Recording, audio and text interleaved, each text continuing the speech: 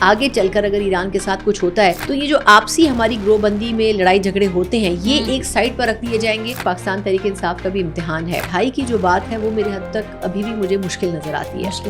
ایران نے پچھلے 20 سالوں میں صرف امریکہ اور اسرائیل سے جنگ کرنے کی تیاری کی ہے.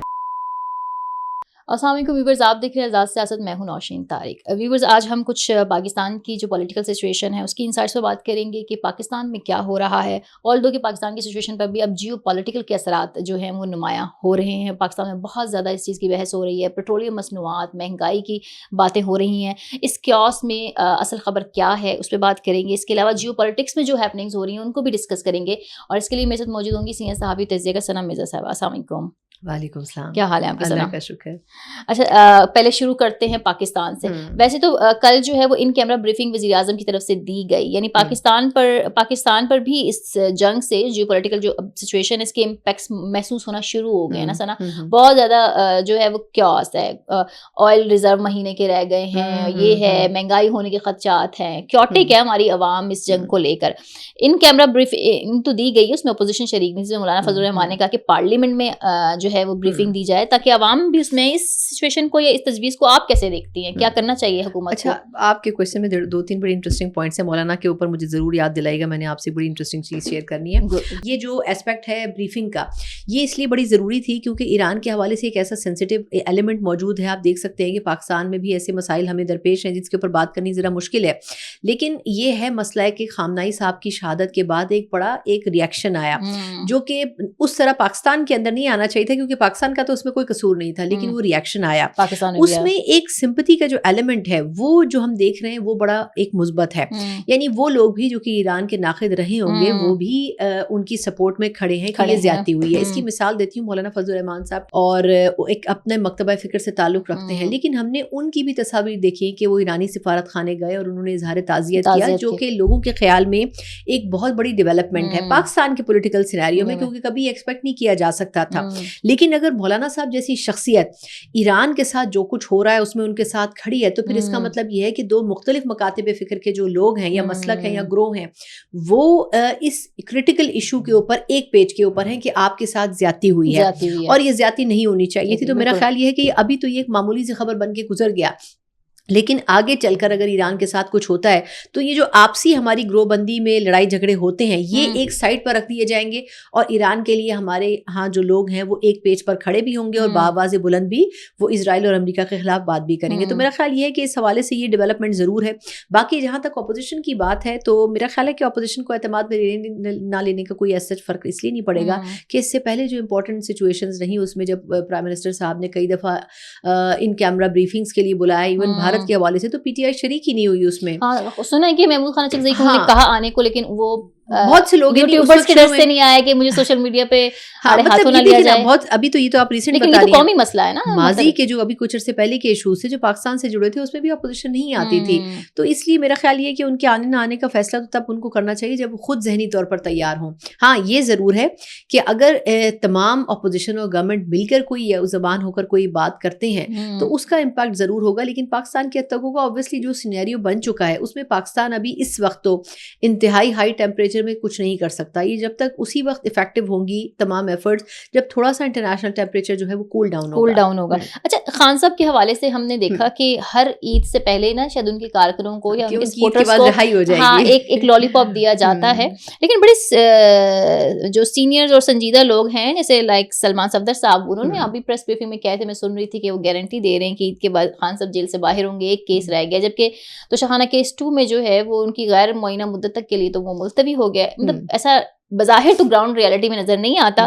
لطیف کھوسہ صاحب نے کہا کہ ایک کیس رہ گیا ہے، جلد باہر ہوں گے، ہماری خواہش ہے کہ عید پہ وہ ہوں. تو یہ ہر عید پہ ایسے کیوں کہا جاتا ہے؟ دیکھیں اب میں یہ تو کہہ نہیں سکتی ہوں کہ وہ کیس کی وجہ سے باہر ہوں یا اندر ہوں، یہ کون طے کرے گا. لیکن مسئلہ یہ ہے کہ ایک چیز ہے نا کہ دیکھیں پاکستان تحریک انصاف کا بھی امتحان ہے.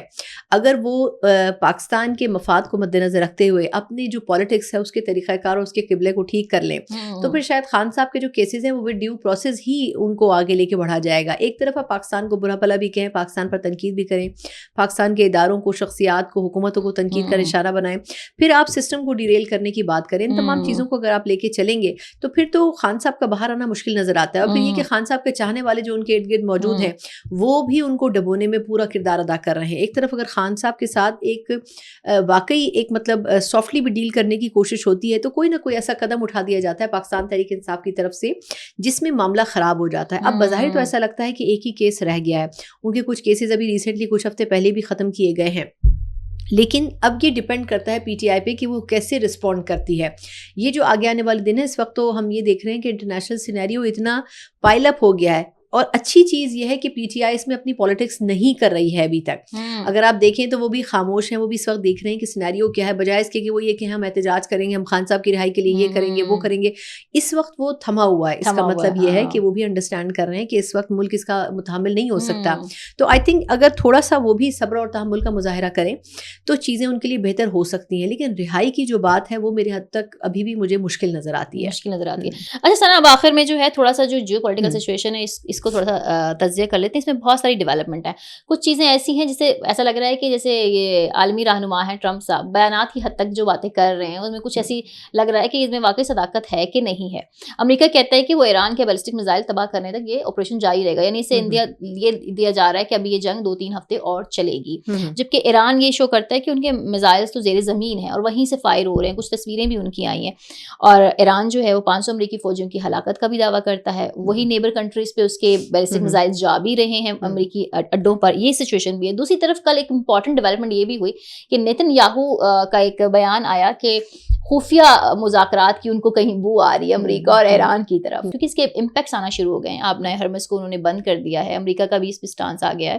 تو یہ ساری سچویشن میں نے آپ کے سامنے رکھی, اس میں آپ کیسے دیکھتی ہیں کہ یہ جنگ اسکلیٹ کرے گی یا تھمے گی, یا واقعی خفیہ مذاکرات کی کوئی چیز موجود ہے؟ اچھا دیکھیں, ایک چیز ہے, اگر آپ ایرانی صحافیوں سے بات کریں تو وہ یہ کہہ رہے ہیں کہ دیکھیں ٹل ناؤ ابھی تک وہاں پر ایسی سچویشن نہیں ہے کہ یہ کہا جائے کہ بہت ہی افراتفری ہے اور بہت ہی تباہی ہوئی ہے. اچھا. لوگوں کی یہ رائے ہے, جو خود ہمیں بھی ان جرنلسٹوں نے بتایا, انہوں نے کہا کہ دیکھیں ہم سٹورز میں جا رہے ہیں, سب کچھ جا رہے ہیں, ہمارے جو روزمرہ کے امور کی چیزیں ہیں وہ تمام سٹورز میں رکھی ہیں, فوڈ آئٹمس موجود ہیں, ہمیں کوئی مسئلہ نہیں ہو رہا, ہمارے پاس انٹرنیٹ اویلیبل ہے. ہاں ہمارے پاس ہر 15-20 منٹ کے بعد کہیں نہ کہیں اٹیک ہوتا ہے, لیکن گورنمنٹ نے جو ریسورسز فراہم کرنے کا ایلیمنٹ ہے وہ کٹ ڈاؤن نہیں کیا.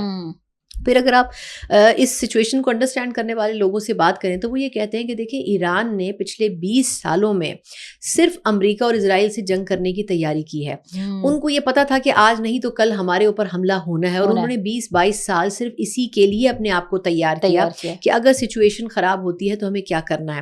اور اسپیشلی 2015 کے بعد چائنا کے ساتھ, اس پر ہم کسی اور پروگرام میں ضرور بات کریں گے تفصیلی, کہ چائنا نے ایران کو کس طریقے سے انڈائریکٹلی ہیلپ آؤٹ کیا.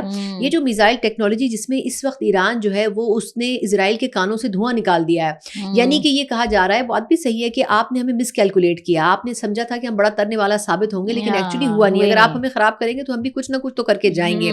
تو وہ جو ہوا ہے وہ ایکچولی ایران نے چائنا کے بلبوتے پہ کیا ہے. اور وہ جو ٹرمپ بھی کہہ رہے ہیں, سوری میں آپ کٹ ڈاؤن کر رہی ہوں, کہ ہمارے طیارے کیوں گرے ہیں, اس کی پراپر تحقیق ہوگی. ایگزیکٹلی, یہ بیسکلی حیران میں اس بات پہ ہوں کہ امریکہ کی اتنی سپیریئر انٹیلیجنس اور اسرائیل کی اتنی اچھی انٹیلیجنس کہ خامنائی صاحب کے مرنے کے ودن سیکنڈز انہوں نے جو ہے وہ پکچرز ان تک پہنچ گئی نیتن یاہو کو, لیکن ان کو یہ نہیں پتا چلا کہ ایران نے بیک اینڈ کے اوپر پریپریشن کیا کی ہوئی تھی. انہوں نے خامنائی صاحب کے بعد اگلے ہی جو ان کے سپریم لیڈر تھے وہ نہیں, بلکہ اگلے 5-7 سپریم لیڈرز جو ہیں وہ آلریڈی نومینیٹ کیے ہوئے ہیں.